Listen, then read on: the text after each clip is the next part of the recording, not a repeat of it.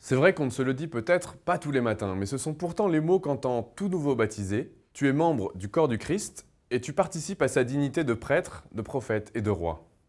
On peut donc tous être prêtres. La liturgie est très subversive parfois. Si nous sommes prêtres, prophètes et rois, c'est d'abord parce que le Christ lui-même est prêtre, prophète et roi. Il n'a bien sûr jamais occupé ces fonctions dans la société, mais ses disciples ont reconnu que son rôle parmi nous avait été annoncé et comme préfiguré par les personnages les plus importants de l'Ancien Testament. Dans ce domaine, Jésus cumule les mandats. Il est le fils de David, et donc roi. Il annonce d'ailleurs un royaume à venir, le royaume de Dieu. Il est le nouveau Moïse, et donc prophète. Il peut proclamer avec autorité la parole de Dieu. Il est enfin de l'ordre de Melchisédek, et donc prêtre.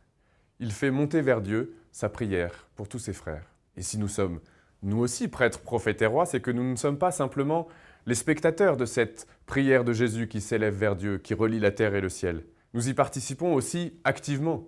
Nous pouvons entrer dans ce mouvement ascendant. Comme un parapente, nous pouvons prendre le courant thermique et, tout en volant de nos propres ailes, nous élever avec toute l'humanité.